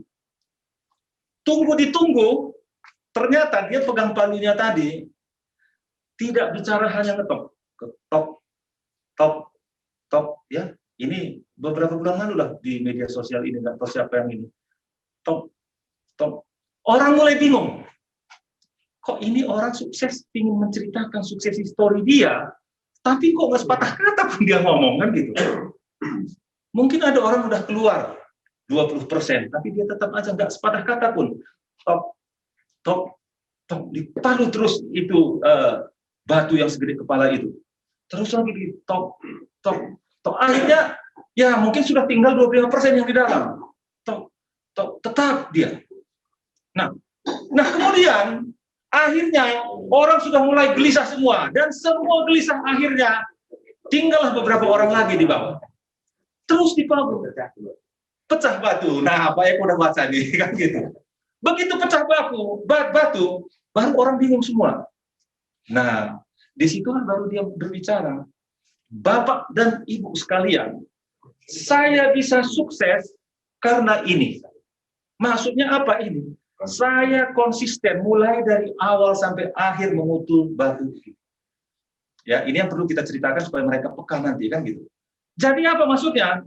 Kalau saya tanya kembali Bapak dan Ibu, saya mukul batu 1000 kali, kira-kira di pukulan keberapa tadi saya mukul batu itu bisa pecah? Ya toh? Ada yang jawab, pukulan ke-1000 Pak. Salah. Bukan, katanya gitu. Saya bisa mukul batu ini itu antara urutan pukulan 1 sampai 1000. Nggak ada sepotong pun ketinggalan. Kalau saya pukul tadi, pukulan yang kelima nggak saya pukul, mungkin nggak jadi pecah, nggak konsisten. Makanya saya konsisten dari awal sampai akhir. Nah, artinya cerita ini kita membangun motivasi kita kepada tim kita, kepada siapapun, kita konsisten. Jadi konsisten, kalau memang sudah diciptakan MVP seperti ini, kita konsisten untuk tetap bersama-sama memotivasi, memberikan pelajaran, mencurahkan semua submodalitas yang ada di dalam diri kita untuk menggali submodalitas kompetensi yang ada di dalam menti kita untuk menjadi lebih baik nanti pada saat mereka menjalankan MVP ini. Jadi kita peka, ya, jangan nanti menurut paradigma kita saja. Nah, kemudian fleksibel. Fleksibel ini kalau kita mau sukses tadi, nggak harus saya sendiri terus ngomong di sini. Mungkin ada waktunya berdiskusi. Mungkin ada waktunya kita tanya mereka, ada brainstorming. Mungkin ada kita ajak ngopi, ngobrol-ngobrol seperti yang saya sampaikan tadi, FGD dan lain sebagainya. Itu banyak sekali. Jangan hanya melulu kita mengeluarkan apa yang ada dalam diri kita, tapi galilah tetap dari diri mereka. Kemudian bangun rapor. Ini juga, rapor ini sebenarnya teamwork. Kita harus mengenal dulu, bangun rapor ini kita harus akrab, mengenal siapa MT kita, supaya ketika kita kenal akrab dengan mereka nggak sungkan loh nanya ke kita. Kalau saat ini mungkin, aduh saya nggak enak nih nanti kalau nanya ini sama Pak Lukman tersinggung nggak ya? Kalau saya tanya ini nanti ke Pak Herman, kira-kira Pak Herman tersinggung nggak ya? Nah, tapi kalau kita sudah membangun hubungan yang baik, membangun rapor yang begitu baik dengan tim kita, dengan MT kita, mereka itu akan curhat. Apa yang mereka tidak tahu, mereka akan terus terang nanya kepada kita. Nggak ada rasa takut. Kenapa? Karena sering sudah mengenal. Ya kan? Kalau mereka sudah mengenal kita, Iya kan? Berarti mereka itu udah nggak takut-takut lagi untuk menanyakan di mana kekurangan mereka. Jangan membatasi diri kita. Kita jaga image lagi misalnya kan gitu. Akhirnya mereka sungkan untuk menanyakan apa yang mereka tidak tahu. Jadi itu adalah tugas kita juga sama-sama, tugas MDP, tugas kita untuk saling mendekatkan diri, bangun rapor ya. Nah, kemudian aplikasi preposition ini. Preposition ini artinya gini. Saya dulu berhasil karena saya rajin loh. Ini contoh preposisi. Apalagi yang kita bisa berikan buat mereka? Ya. Kata orang misalnya pikiran dan tubuh itu satu kesatuan loh. Jadi kita harus memikirkan bagaimana apa yang berhasil dalam diri kita pikirkan supaya apa? Supaya direspon oleh tubuh kita. Nah, ini adalah preposisi. Pokoknya kata-kata yang memotivasi mereka itu perlu juga kita sampaikan supaya keberhasilan itu mereka akan dapatkan. Nah, baru kongruen itu. Kongruen itu artinya apa yang kita katakan, ya toh, apa yang kita perbuat harus sejalan. Jangan nanti kita ajarin mereka A, B, dan C, kita menjalankan D, E, dan F. Harus sejalan semua. Itu artinya kongruen. Ya, perkataan dan perbuatan, apa yang kita ajarkan, jangan nanti pada saat pelaksanaannya kita nggak melaksanakan apa yang kita sampaikan. Nah, ini salah satu titiknya bagaimana supaya nanti tim kita cepat berhasil ya. Nah, tugas tambahannya lagi adalah memberikan penilaian sikap dan perilaku. Ini nanti pada saatnya kita sebagai penilai juga di sana kan gitu. Kita menentukan apa yang sudah mereka jalankan selama ini, apa yang sudah mereka lakukan, kita akan evaluasi juga. Jadi di sana jangan nanti, karena saya dekat sama si A, dimanapun kurang kita tutup-tutupi. Bahaya nanti buat Alphalab. Ya, jadi apa adanya itu adalah tugas kita. Kalau mereka memang belum mampu, tugas kita itu bukan menutup-nutupi ketidakmampuan mereka, tapi tugas kita bagaimana mengisi kompetensi mereka supaya mampu. Nah, itu adalah tugas kita.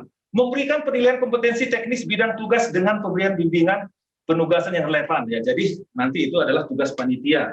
Setelah mendapatkan materi, kemana aja yang harus mereka kita berikan, kan gitu. Kemana aja mereka harus kita shadowing atau mungkin kerja prakteknya kan gitu. Dan terakhir adalah memberikan laporan kepada penyelenggara program. Berarti ini pun ada tugas kita kan gitu. Pada saat nanti mentor sudah mementoring, berarti ada juga report-report yang harus kita sampaikan nih. Dalam bentuk apa? Apakah komunikasi, apakah laporan resmi, apakah sekedar masukan, atau mungkin seperti saya sampaikan tadi ada pada saatnya FGD, atau mungkin kita sesama panitia nanti bagaimana lagi kita harus membuat sistem supaya mereka lebih cepat lagi berhasil, terutama ini adalah sebagai pembelajaran kita kepada proses angkatan yang berikutnya, kan gitu ya. Nah, oke. Nah,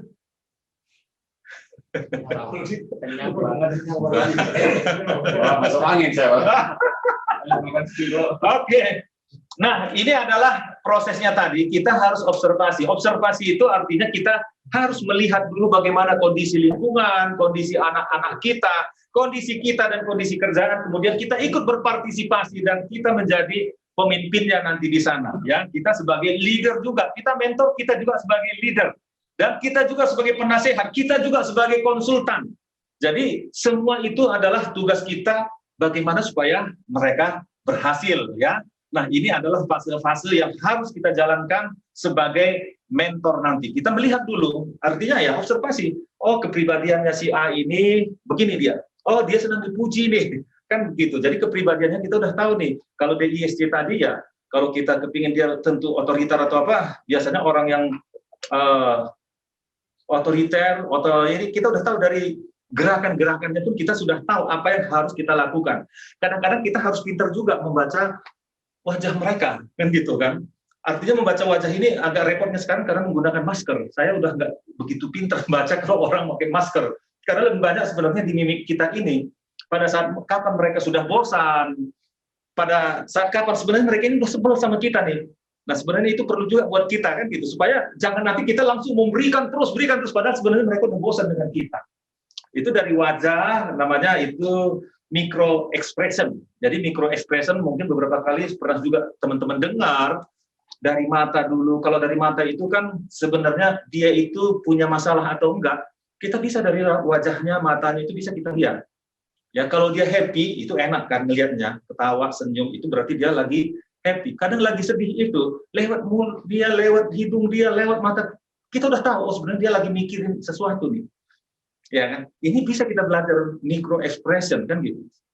Atau kita bertanya, ya mungkin ini pun sudah pernah juga saya cerita ke teman-teman. Mata kita ini adalah sumber informasi kebohongan juga. Sumber informasi kebohongan. Jadi pola gerak mata antara kanan atas, kiri atas, ini semua ada semua artinya. Jadi ketika kita berkomunikasi, apa bahasa komunikasi kita, itu sebenarnya kita bisa baca mereka juga. Bahasa tim kita. Nah ini jangan-jangan nanti pulang dari sini baca mata orang di semua kita kan gitu. Nah, kenapa saya pada saat interview, kalau saya bertanya 2 pertanyaan kepada interviewer saya tahu dia bohong sama enggak. Kenapa? Misalnya saya buat pola gerak mata itu namanya ada pola gerak mata mengingat, ya artinya ada AR. Kalau grafiknya kalau dalam bahasa NLP tadi AR, auditory remember, atau AV, auditory visual. Artinya remember itu auditory remember itu kan yang sudah berlalu, ya kan? Pertanyaan saya, misalnya kalau calon interview terlambat lah misalnya kan, Pak, tadi Bapak terlambat. Bisa datang ke sini Bapak Ibu terlambat, jalannya lewat apa tadi kok bisa macet sih? Ya kan? Sambil melihat bola matanya, Pak. Kalau bola matanya ini misalnya, Pak, tadi jalannya Bapak lewat mana? Kok bisa macet sih? Perasaan Bapak tadi nggak macet kan gitu ya? Bola matanya seharusnya kan auditory remember atau apa namanya visual remember (VR). Itu kan sebenarnya dia ngingat dari mana tadi ya. Otomatis itu body ya, mind and body one system, dia ingat sebenarnya, oh tadi saya dari sini Pak, dari sini kan gitu. Tapi kalau dia menggunakan konstruk yang belum terjadi, masa lalu, goal, makanya kalau kita mikirin cita-cita jangan ke kiri Pak. Saya mau jadi apa? Kedepannya mau disebut nggak menyambung. Kita harus buat ke pola gerak mata kanan atas gitu kan. Jadi kalau saya nanyakan tadi, lebih banyak ketika dia ngomong ke kanan itu dia mengarang. Kalau mengarang itu kan bohong Pak. Mestinya mengingatkan, oh tadi kalau mengingat itu saya lewat sini Pak, saya lewat sini. Tapi kalau ke kanan ini belum terjadi, dia udah karang. Makanya orang melihat kebohongan itu salah satu ya, salah satu. Langsung ketahuan kan gitu. Karena mind and body one system, pikiran dan tubuh satu kesatuan. Kita sedih, pasti akan direspon oleh tubuh kita. Kita semangat, kita termotivasi, itu akan direspon oleh tubuh kita. Kita berbohong juga akan direspon. Ya itu sebagian kecil. Kadang-kadang kan kalau orang ngomong tadi ragu dia maksud, katanya ada yang diumpetin, ada yang itu sebagian kecil. Ada beberapa hal lah. Nah ini kan perlu kita tahu juga supaya pada saat kita ketemu dengan orang, dengan menti kita, dengan tim kita tahu apa yang harus kita lakukan komunikasi dengan mereka, kan gitu ya. Oke, apa artinya tadi observasi tadi? Observasi tadi adalah orang yang kita ajari diberi kesempatan untuk melihat kita atau orang lain mengerjakan pekerjaan tersebut. Jadi pada saat nanti ya misalnya resepsionis, dia belum pengalaman, suruh dia menjadi resepsionis sambil kita melihat bagaimana cara berkomunikasi dengan pelanggan misalnya kan, dengan customer kita. Nah ini kan langsung kita observasi dengan cara apa? Ya kan? Dengan cara bertanya. Mengapa pekerjaan ini penting buat Anda? Apa saja sih komponen kunci dari pekerjaan ini? Apa saja sih yang harus diperhatikan pada saat ini? Jangan kita ajarin, kan gitu. Sebenarnya kita tahu nih, tapi lebih enak buat mereka ketika mereka menjawab sendiri seperti ini. Kamu kalau menjadi resepsionis harus muka kamu begini ya, harus sepertinya begini ya.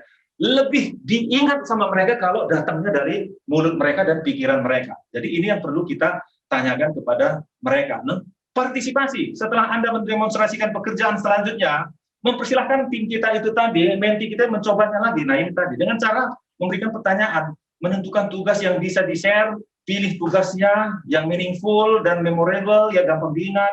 Nah, gampang diingat itu sebenarnya menggunakan VAK tadi, itu sebenarnya lebih gampang. Ya. Nah kemudian memastikan apakah anak buah atau menti kita tadi paham dan telah belajar sesuatu, lewat apa? Meluangkan waktu untuk diskusi, memberikan perintah agar tugas tersebut dapat dikerjakan secara sempurna sambil kita periksa. Ini partisipasi. Kalau kita memimpin dalam hal apa, kita lakukan juga nih sebelum memimpin anak tim kita, maka sebaiknya kita menanyakan pertanyaan ini juga. Apakah tim kita itu memiliki kompetensi untuk melakukan tugas ini? Kita tanya.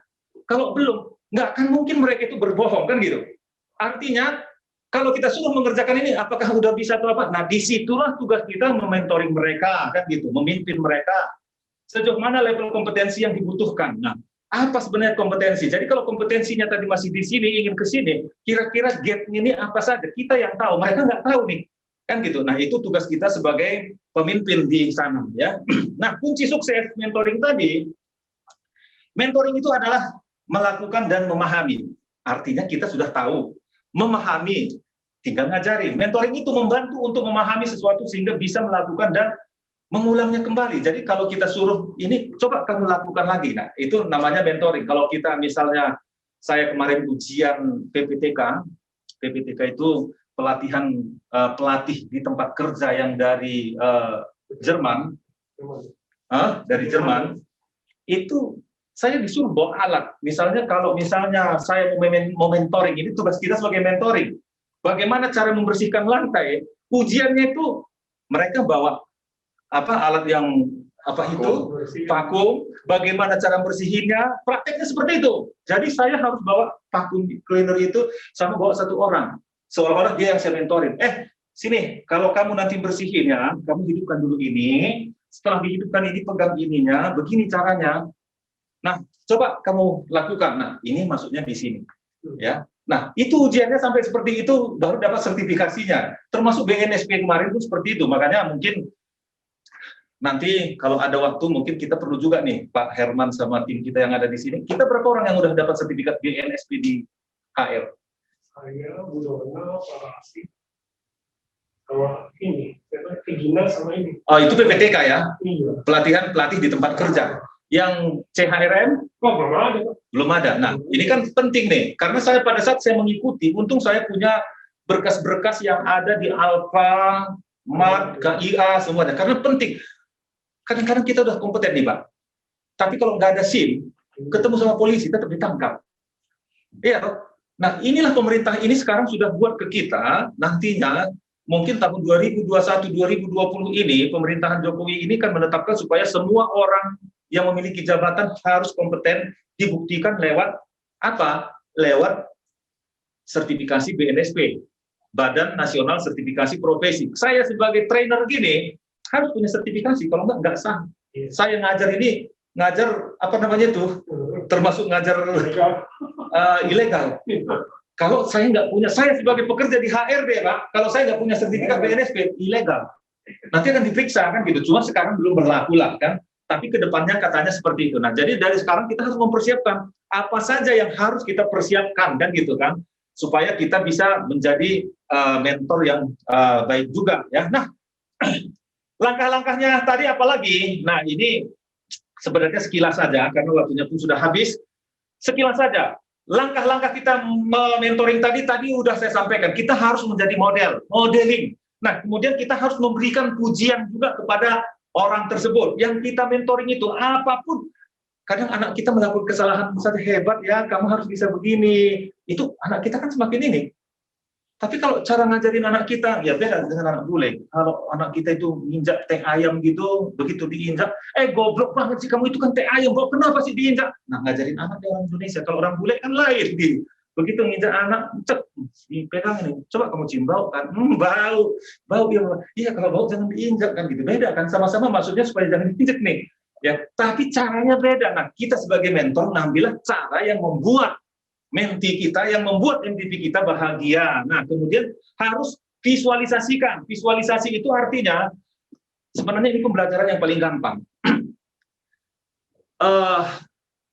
Hindranata Nikolai, yang kemarin sama-sama kami ke Amerika ngambil Master NLP, sebenarnya dia guru kami, dia nganter lah, dia kan udah 10-20 kali kan ke sana, salah ada ujian ngambil ke sana, pasti ikut dia ke sana.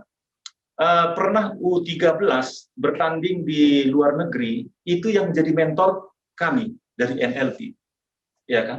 Caranya kenapa dia bisa membuat tim U13 kita berhasil hanya menggunakan visualisasi.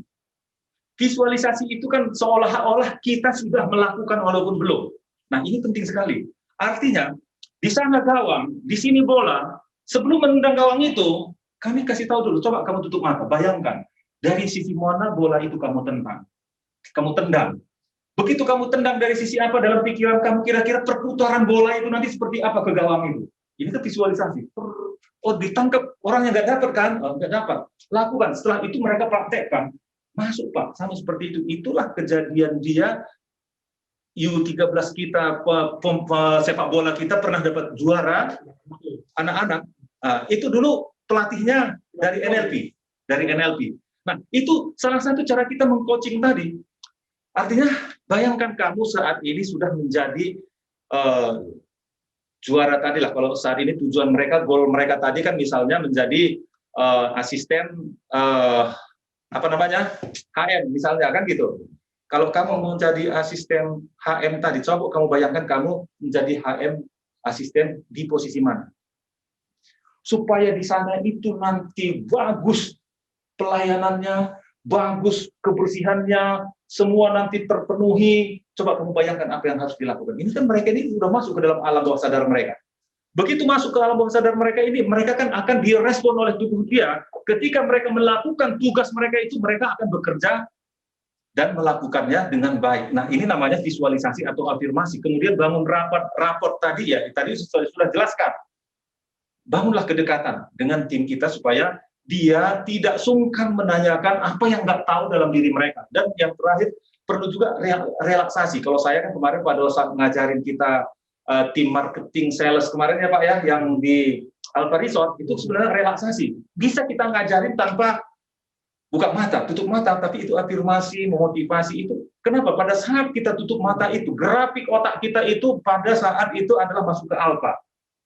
Ya kan? Masuk ke alfa, kalau terus kita ngomong yang memotivasi mereka masuk ke theta, itulah yang masuk ke alam bawah sadar, sehingga mereka akan direspon oleh tubuh mereka. Nah, inilah niat kita dan memotivasi mereka sebagai langkah-langkah kita mementoring mereka. Nah, ini dia, niat dan motivasi tadi apa? Seorang guru harus mempunyai niat dan komitmen yang kuat untuk meraih kesuksesan dalam proses pengajarannya. Ini niat kita sebagai mentoring tadi.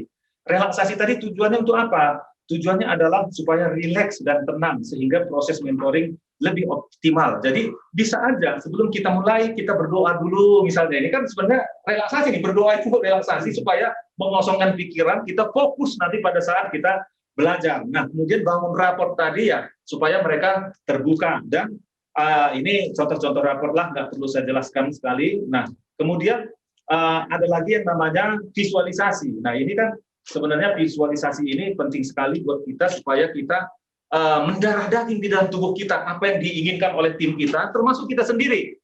Sekarang kalau saya visualisasi kan misalnya visualisasi yang positif tadi, saya ingin duduk nanti di mobil Mercy seperti ini pada tahun sekian dan saya harus melakukan A dan B. Ini kita tidak sengaja pun mau melakukannya, tapi tubuh kita ini merespon. Itu yang kita nggak sadari.